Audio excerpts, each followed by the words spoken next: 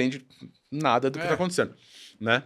E em 90, calhou ali com ele parar de jogar tênis por conta daquele entrou um plano econômico do Fernando Collor, não sei se você se recorda disso. Eu sou de É. 93, mas eu lembro do Fernando. Já vi notícias sobre É ele. alguma coisa do plano Collor que congelou as contas bancárias de todo mundo e aí deu uma bagunça econômica. Os torneios que tinham no Brasil acabaram não tendo mais, porque não tinha mais patrocinador. Então, Aham. muitos dos jogadores de tênis da época dele tiveram que interromper a carreira, Uhum. né? Ele foi um deles. Aí partiu para dar aula de tênis, Sim. treinamento, para poder ganhar dinheiro, né? Sim.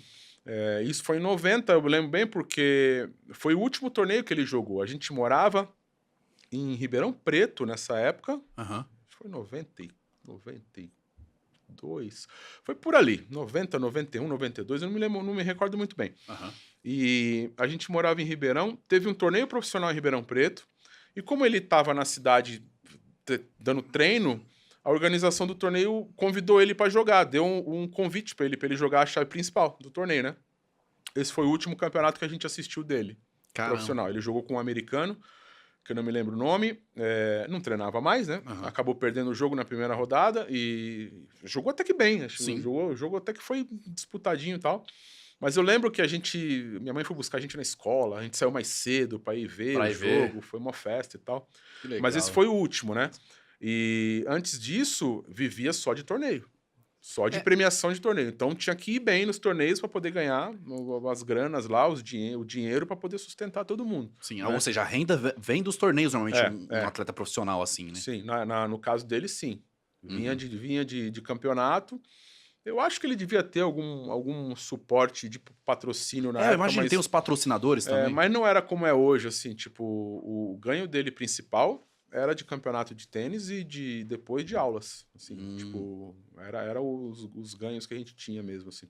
Mas não tem muita noção, não, era bem criancinha, É, não... mas É. acredito, Rodrigo, que você tinha a mentalidade que a profissão do seu pai, antes dos 12 anos seus, tipo 10, É. como criança mesmo, a profissão do meu pai é tenista profissional. Sim, não, isso eu Você tinha. meio que Não, sabia, assim, ele é né? tenista, assim, eu convivia com todos os caras, né, todos os jogadores, então eu sabia que ele era famoso no meio, eu sabia que os amigos eram Ah, já famosos, tinha essa noção, Rodrigo. não, já tinha, eu acompanhava o tênis de perto, assim, então os parceiros de tênis dele, né, alguns nomes que eu vou falar, talvez você não conheça, porque a gente tá falando de lá atrás, né? Aham. Então, o João Soares, o Júlio Góes, os irmãos Ocevaro, o Alexandre e o Marcos, o Carlos Kirmair, talvez o mais famoso que você conheça é o Thomas Koch. Thomas Koch. O nome é familiar, sim, Não, Thomas Koch foi dessa época ali, foi um dos principais tenistas do Brasil do Brasil, e né? é até hoje, assim, um tenista assim que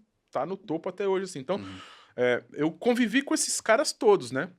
Dos mais jovens ali, dos mais novos, tava no meio ali do Fernando Meligeni, do Jaime Sim. Onsins, do Luiz Matar, do Cássio Mota, esses caras também foram super famosos. Então, eu tinha plena consciência que eu tava no meio de um monte de gente que era conhecido no meio do esporte, Cara, né? você já tinha consciência mesmo criança, hein, Sim, mano? sim, eu sabia que eles eram. Pô, tava em revista, tava toda hora na TV, os jogos passavam na televisão. Sim. Então, eu sabia que eles eram bem conhecidos, né?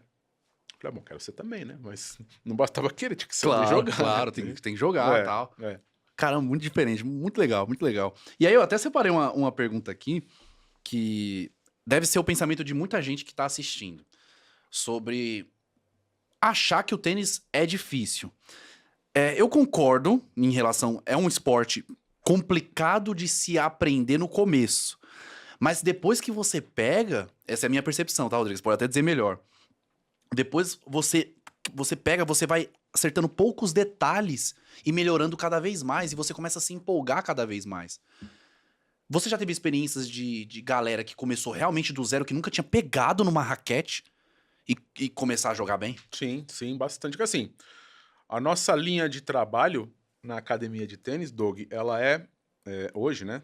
Hoje, já há 15 anos que a gente tá lá, Aham. ela é estritamente voltada a tênis social. A gente lida com tênis social. Então você pega como se tivesse duas linhas de trabalho: tênis social e competição, Sim. competitivo, alta performance, né? E formação de atleta, etc, etc. E a nossa linha de trabalho é de tênis social. Então, o que a gente mais tem lá é adulto ou é mesmo adolescente que nunca pegou numa raquete, quer aprender a modalidade, quer aprender a modalidade, Aham. né? E é o que você falou, faz todo sentido. O começo, ele é muito complicado. Tem bastante gente que frustra e É. larga, né, no Tem uma comecinho. curva ali, né, de É, aprendizado. mas quando você chega num ponto que você começa a dominar minimamente ali os movimentos e as coisas começam a acontecer, vai meio que naturalmente, você vai evoluindo meio que natural, porque você passa ali uma espécie de rebentação ali Aham. de corpo, né? Sim. Tem muita parte de coordenação motora e de mecânica corporal que é muito difícil Sim. para pessoa que nunca fez, né? Mas se você persiste um pouquinho, você consegue. A gente dá, quando eu vou dar uma aula, ou até mesmo o meu irmão, até os garotos que trabalham comigo, a gente dá para o aluno uma perspectiva de tempo para ele entender o quanto ele vai gastar de tempo até ele conseguir fazer algumas coisas, que é, dependendo da aptidão de cada um, de 3 a 6 meses. Ou seja, tem essa métrica, né? Pra gente ali tem.